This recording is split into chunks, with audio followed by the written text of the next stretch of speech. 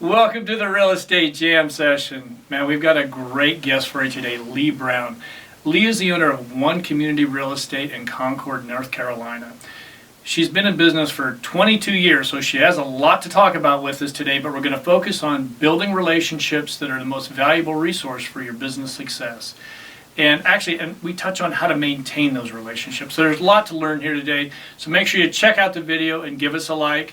Now, if you're new to the channel, my name is Joe Killinger. I've been a real estate entrepreneur for over 20 years, and I use this YouTube channel to bring people like Leigh on and talk about what has worked well for them and what they've tried and what didn't work so well and what they learned from it. So there's a lot to pick up here today. So make sure you check out the video, give us a like, and give us a subscribe while you're there.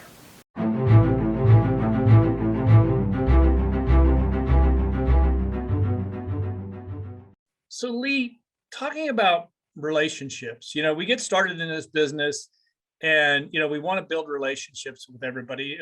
Obviously, it's very expensive, not just financially, but, time-wise. It takes a lot of time to build a good relationship. So, can you talk us through, how do you really start building your relationships?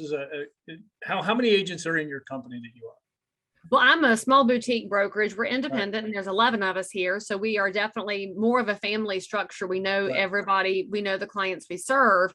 But that being said, for us to operate effectively, to protect our brand in the marketplace, to make sure that we are one of the realtors of choice when somebody says real estate, we have to be something different in the market.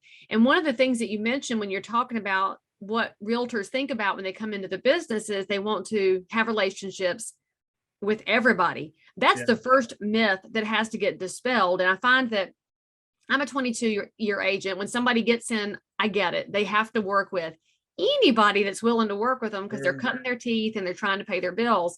But after a short time, you got to get laser beam focused on who your market is. So I know who my market is here. And so I don't do traditional marketing, which would appeal to everybody. I'm doing very specific depth marketing with the people that I know and with their friends and family. And if you look back at what you learned in business school a long time ago, one of the first things they teach you in a marketing class is that it costs 10 times more to create a new client than it does to retain the one that you already have. Yeah. And so if you start thinking about what the benefit of the relationships are, the benefit is you don't have to go replace them. And then what's the best part of it? Well, if you're attracting people in a specific niche, you're going to like them more and enjoy them more. So you'll want to invest in the relationship. So you back all of those things down. And what it comes down to is you have to have a really good handle on what skills you bring to the market, what your talents are, what your gifts are, what your downfalls are. So how do you supplement your faults and take that to the market? It's a different message. Yeah, I would say so. Now, when you got in, how did you figure out your path? This is going to be my market. This is who I'm going after. How did you do that? Well, first of all, I was super young, obviously, because I've been in 22 years and I still look this great. Oh, I thought you said you were 22. Good job. 23. I'll tell my hairdresser. So I came in with my dad. My dad became a realtor in 1978. And after I was done with the corporate world, didn't know what else to do. I'm like, my dad said, just come do real estate. And so I had that opportunity to come in with a highly productive, established agent.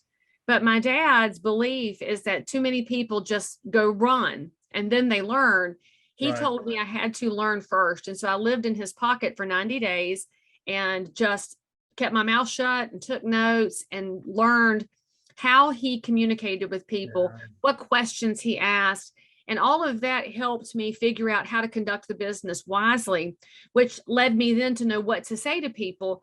And the people that I interacted with at that time, being in my 20s, tended to be other people in their 20s to early 30s. Because one thing we know in sales is that you're organically going to have more affinity with the people in your age group, your life space. So I worked with mainly singles, and then I worked with young marrieds when I became a young married, and then kids, and now I have teenagers. And so I've watched my client base expand, but also age with me. Now, that doesn't mean that if you're 60 and you get into real estate, you can't work with a 25-year-old. You can totally work with anybody, but you have to understand that that's just how humans are wired. I think we sometimes get away from that in our rush to be the number one salesperson and do everything in a marketplace, that there's a real psychological and physiological way that we respond to other people. Yeah. When I first got into real estate, I started in Lincoln, Nebraska with Woods Brothers Realty. I'm not going to tell you what year that was because they're still around though. So we can just. Yeah, I'm still around. Yeah. But I was 18 actually. So I had to part my hair to the side. I got fake glasses just to try and make myself look older. Right. It was tough drumming up business. And I mean, I was in I come from a small town in Nebraska, went to Lincoln, Nebraska, was there, didn't know anybody.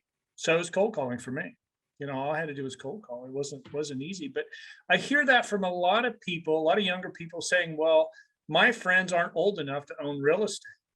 So they're not true. That's an excuse. All that's an excuse, right?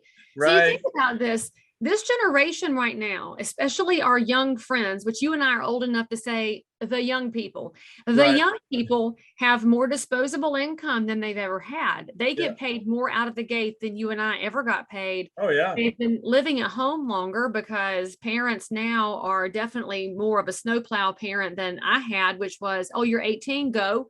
And that doesn't happen as much anymore. The question is, what are they thinking about what real estate means? And I think there's a mindset change that's happened in the American public of you get married at 23 and you go buy your first house. Well, now marriage is delayed, family formation is delayed, buying the first house, if you listen to the media, is going to be impossible, but you can't listen to the media because there are real estate opportunities everywhere. There's still down payment assistance available. There's still low down payment options. There's still affordable pocket markets in the country. You just have to be willing to think, ask questions, and look beyond your usual blinders. Yeah, you've got to really, really kind of open it up a little bit. But I completely agree with you. And we see this. I'm in commercial real estate in Los Angeles.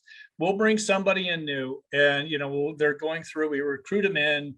We begin the training process. And next thing you know, any phone call is a client. And I'm like, no, they're not. Make sure they have the financials, make sure they have and this is obviously being commercial, a little bit different residential, but, make sure they have the business plan, make sure, and if they don't have any of that, work with them to get that set up, but don't start working for them or with them until it's time. Maybe you can send them some properties just so they can get an idea of the marketplace, but not everybody is a client, and don't let them waste your time. And that's a lack of understanding of license law too. So we have to make sure the public understands that when you carry a real estate license, you are being given the public trust by the governing body in the state. And the only person who becomes a client is the person that you have agreed to work for, and they have agreed for you to work for them. Anybody else is a prospect. And frankly, without the documents you mentioned, they're a suspect. I mean, honestly, how many times you get contacted by an LLC or a corporation and you need to ask for their governing documents. And if they don't have it, that's a big red alert that they're maybe a shell company, or maybe it's somebody that's just trying to get through the door of a building so they can make a TikTok video. Because you talk about things we have to watch for as agents now. That happens. People have lots of reasons to want to get inside buildings, and it's not necessarily to buy it or lease it. Yeah, when we get a call from somebody that they've got a new startup and they go, hey, I'm gonna have my crew, I want to look at this property, I'm gonna have a crew with me, camera crew. You're like, why? Yeah, and then they go out and shoot photos and videos, actually. Yeah, so that is the new reality we have. It's been pretty amazing to see that transition. But it's I guess you were lucky that you got in, you took over your father's. Well, again, you didn't take over his business. You started working with him. You had that 90 days. Do you guys have a mentoring program? Absolutely. So when somebody comes into my firm, I don't want them out with the public until I know they've got a grasp on license law and contract law, and that they know how I conduct myself. Because one thing that is critically important to me is my relationship with my community. I conduct real estate where I grew up. So I know these people, they know me, they know my parents, my grandparents, and everybody I went to high school with is here, including the chief of police, who likes to have new policemen pull me over just for kicks. And so when everybody knows who you are, you've got to be really vigilant about your name. And I think some people forget that when they go out into the world to conduct real estate, you're carrying your broker with you.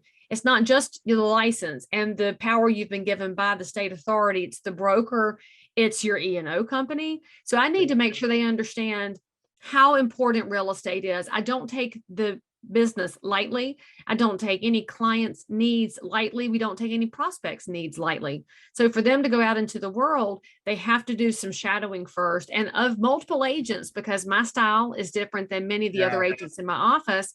And I want them to start finding their own pathway for asking great questions and also writing down great answers, because too often we ask and we talk and don't absorb anything. I need my agents to always be absorbing so that they can then respond in kind and help guide instead of bossing or selling. Yeah, it's, here's one from the Midwest father, right? My dad was, Joe, you've got 2 ears and 1 mouth. Listen more than you talk. Now, I want to kind of stick on the mentoring with the newer people, and because building the relationship, you've got to really have that foundation, right? And you've done it so smart with that 90 days tailing your father, that foundation. I know 90 days doesn't sound like a lot, but I can't imagine what you learned in that 90 days. That's probably 2 years of college, right? Well, you think about it, in real estate, in the residential side anyway, we're primarily working 7 days a week. Y'all are lucky on the commercial side that you tend to work banker's hours. Although for myself, the only commercial that I conduct is multifamily, and that does happen all the time just because that's a primary investment vehicle for people that are looking for diversification. So the hours that you work and the amount of time that you spend doing research when you're not with your clients, it does add up to a lot more training than you get in the typical job. But you also got to remember the training that we're doing is less on the product and more on the relationship. Good training teaches us how to ask great questions. That's the basis of it. It's where we always have to go back to, because that's going to tell you everything you need to serve. Then you find the product. Too many real estate professionals find a product and then want to find somebody to fit it, but that's backwards. Right. Yeah. And I think where I was going with you building the foundation is now you know the market better than anybody else. So if I'm out talking and I've got you and I've got one other newer person, same time frame, they've been in the business, I can guarantee you know a lot more about the market than somebody that's just been doing this for 3-4 hours a day. And that's where your value lies, is knowing the marketplace. And it makes it easier to build a relationship. So I want my agents to go into the market and say, you got 2 for the price of 1, because I got Leigh right here and I can text her anytime, so that it gives them the confidence to not know everything, but they have somebody else who does. And that's an important piece for mentoring, is that you've got to stay available, but also let people go fly and make their own mistakes. They don't have to live with me, but they better live with me on their phone. Right. Yeah. Always reach out. We tell our agents, you've got freedom, but don't take too much freedom and get sued, because people love insurance to get that. They think, oh, you have insurance, I'll just go after that. And, I'm sure you've had to go through an arbitration, mediation. It's brutal. Oh, it's such a waste of time. And so it's tough, but all right. So building the relationship, you start with, doing the work, bringing the value. How do you maintain the relationship now? What do you do once you've got this client, you've sold them their first property, be it a home or an investment property? What do you I cannot talk today. What do you do to continue that relationship? There, I got it out. You've got to bring information that matters to people. And what I find a lot of realtors do is market updates. Nobody cares. So once they've purchased their property, they're not thinking about the market. They're thinking about, is this a good time to plant my azaleas? What do I do for the grass? Where do I buy good paint? They're thinking about their use of the property much less than they're thinking about market value. So when I'm putting out communications, whether they're personal communications or they're mass communications to my different list, I'm talking about things like we have a huge street festival coming up here in May. It's one of my favorites that we have in the region. I want to tell people, hey, the Cheerwine Festival's coming up. If you're new to the region, that's our proprietary regional soft drink. You're going to need $20 a head. Here's the place to go park. Here's where the good porta potties are. Here's the bands we're going to have, and give them some insider scoop. That builds a relationship in a way that is above and beyond anything related to your professional life. Because sometimes the building of the relationship is going to be outside of your lane. And that's a good thing, because they know that if you're an expert at the Cheerwine Festival, you probably also know something about real estate. But if all you ever talk about is real estate, then you've really pigeonholed yourself. And I'll Right. have other things that happen throughout the year. One of my most popular outreach items, when the tax valuations come out in our part of North Carolina, they come out at the end of July. You get that nasty letter from the county that says, we think your property's worth X, and people just go through the roof. Well, this is a revaluation year. So I'm preparing myself and all my agents. So we send out a communication. As soon as I get mine, that's how I know they're out. Hey, I know you got this. Don't panic. Call me and I'll help you dispute it, or whatever you need to know about this. I got you. And that gets me the highest response rate of anything else during the course of the year, because people do forget all the conversations you've had. And I'm not trying to sell them anything. I'm trying to help them manage something that they have to deal with, because taxes affect your budget. And I think too often real estate professionals forget that property taxes are the gift that keeps on giving. And now that we're in a high inflation market, we had the president of the Senate just today said he believes they're going to have to raise taxes to offset inflation, which made my blood pressure go up, because that's not how money works. But if there's going to be increases to taxes, it's going to hit your clients. And so you've got to be the one that says, don't panic, call me, I got you. That's the key to the relationship. Well, you're still bringing value. You're not only found in the property, but you're still bringing value. And that's Being really relevant, being timely. Yeah. Yeah. Do you do a lot of emails out, or how do you stay in touch with them? It's You a call mix. them? Well, I do have a calling program, because I hate to make phone calls. And the program is this: people that are saved in my phone, I call them. That's my most important people. I Okay. have served over 4,000 families in my time in real estate. So realistically, I don't have the bandwidth to have great relationships with all of them. Sure. And so I focus on the ones that are bringing me business, that I'm in good relationship with, that will continue to feed me. So they get my phone calls, and every day it's phone call, and it's, hey, how you doing? Hey, just checking on you. Saw your name on my address book. Thought I'd say, hey. Very low key, not the traditional scripting. So phone calls are happening. And I will say this: young agents love to argue with me, because they're like, nobody talks on the phone. I'm like, they actually do. And we know that from research, young people in specific, so millennials and Generation Z, they get on the phone when they're ready to make a decision. They use text and email to keep you at arm's length. And so when you call them, they might screen you. But when they screen me, I send a text and say, hey, that was me calling. If you need me, call me back. It's very much, I'm not going to pester you, but I'm here. The emails are on a more rigid schedule, because I got to make sure they hit the inbox at the right times. And we have a mix of subject lines that get a response. But the core of the email, you have to always think ATF, above the fold.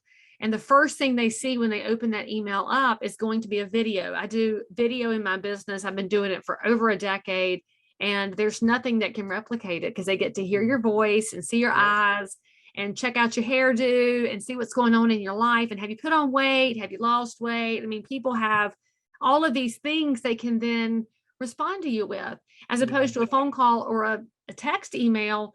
They don't feel like they can have a real back and forth conversation. And that video might be about the festival. It might be about our shredding day, which is our client event we just had around tax time. It might be about Mother's Day. And here's 2 of our favorite restaurants where you can take mom for lunch, to give them something they can use. And occasionally real estate sneaks in there, but primarily those emails are going to have something that's portable and shareable. And frankly, real estate's not really portable or shareable. Right. Yeah, but it's the constant bringing the value, I think.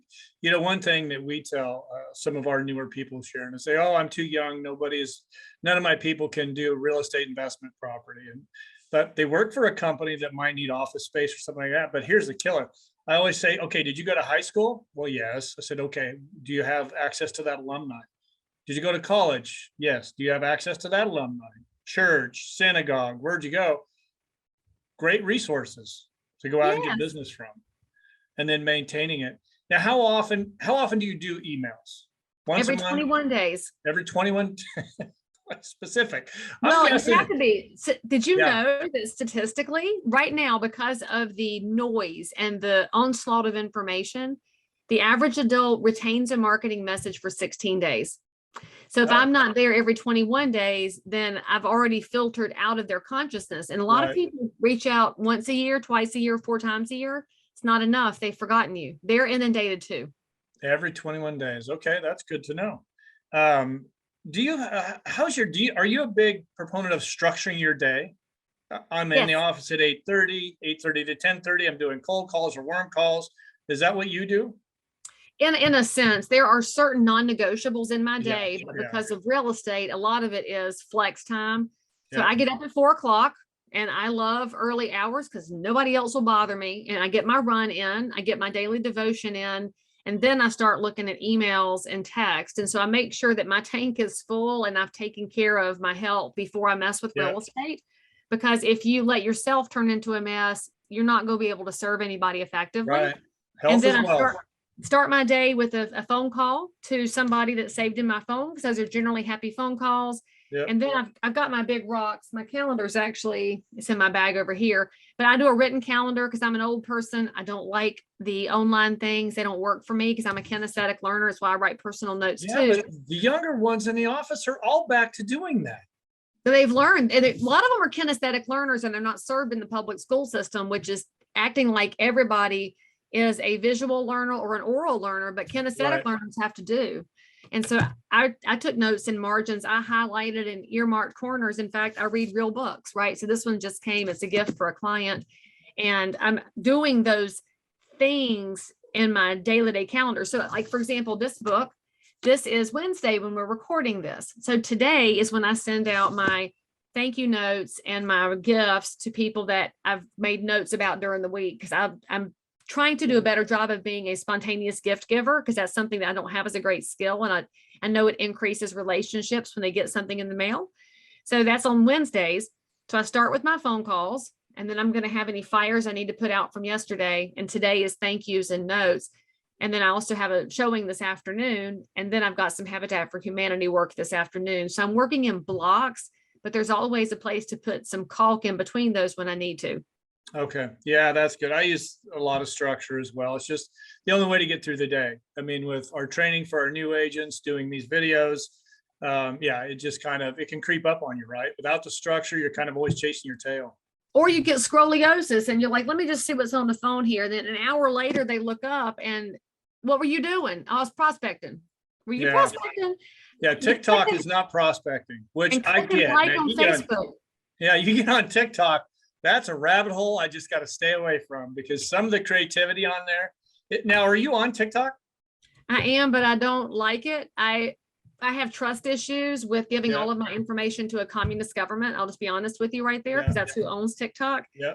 So I have some presence over there because I know that there's a segment of agents and clients that do have a presence there, but that is not where I'm going to put the best of my content. I do a lot on Instagram.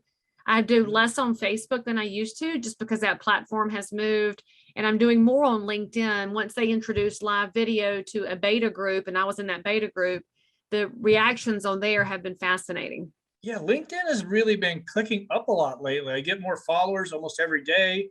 It's getting very, very powerful.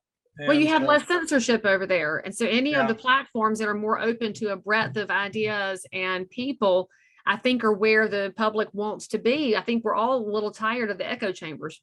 Yeah. Yeah. Well, TikTok, I know, is, you want to start, it's younger generation, although it's getting a lot older, that, some of those people doing dances on TikTok should not be doing dances on TikTok. No. So, but it is a great way to capture younger generation that, you can start putting content out there that will reach them. And as they become a home buyer, it's a great place to be. If there's a call to action. I find that a lot of our young people that are putting content out there are forgetting that most important thing, which is a call to action. You can say the best things in the world, and if no one responds, you have wasted your time. There's an ROI on your time that is actually more important than the ROI on your money. Yeah. So you can make all the cool videos and at the end say, hey, call me, and there's your call to action, but you have to have something. Yeah, you have to have something. I agree. And it's something I'm guilty of. I forget that occasionally, but then I'll watch it later, or our marketing people like, hey, slow breather, you forgot to do something here. Like, oh, you're like, okay, watch more videos and click to subscribe. I'm sorry. Yeah, exactly. So I'm learning. I feel like I could do this all day with you. It's just, there's so much information here, and I love, how's you guys market doing right now? Staying strong? Same as everywhere else, there's not enough inventory. Right. And even though interest rates have ticked up, we still have such a backlog of demand that there's still a good, strong market. But what I'm seeing primarily is that people are very nervous about the stock market. And so they're Yeah. trying to find ways to diversify into real estate, which even if the values start to stabilize, when you own rental real estate, it's a no-brainer. People have to have somewhere to live. And we actually have a huge shortage of Section 8 housing voucher people, well, housing voucher takers. There's not even a really good word Right. for it, but who will take housing vouchers. So I have a lot of my multifamily clients that are interested in that market because that's definitely a good place to be from an investor perspective. Yeah. Are you getting a good amount of BTR, the build to rent, that's happening across the country? We have a whole neighborhood that's 2 miles from my house, and it looks like single family. Mhm. And they've all got fenced yards and a playground, and the whole thing is an investment property of 72 homes in there.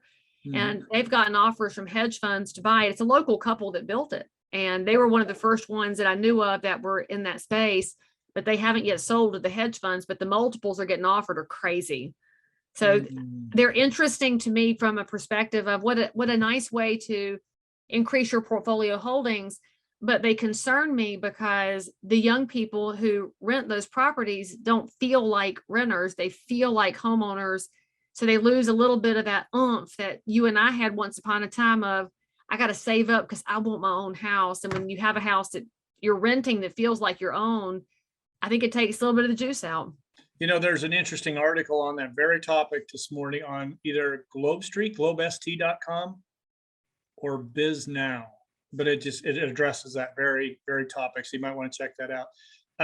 All right. So tell us a little bit about your company. Well, I was with a national franchise for the first 20 years of my real estate life. And then I opened an independent brokerage 1 month before the COVID lockdown started because I have great timing. All right. Perfect timing. And I am right here in Concord, North Carolina, serving the greater Charlotte market as I have for my entire career. Love my little tiny firm. It's called One Community Real Estate because our focus is what we can bring back to our community through real estate. And it's just awesome. I love the business. I love being here. I love watching my agents thrive. It's good stuff. All that is something that I love. I mean, I'm in Los Angeles, a pretty big market, but it's coming into this team that we've built here every day. They're fun. They're smart, aggressive. They know how to get the deal done. And just being around positive people every day is huge. It's all about the culture. It is. And if you have somebody negative, they should probably find somewhere else to land because that's as contagious as positivity is.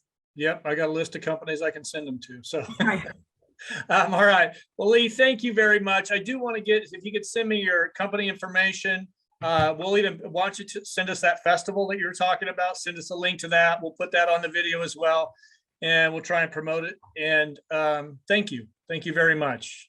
Well, it's an honor to be on your show. Thank you for having me in and having a good conversation. I always enjoy it. Thank you very much. And for those of you watching, make sure you check out the video, give us a like. If you haven't done so, make sure you subscribe.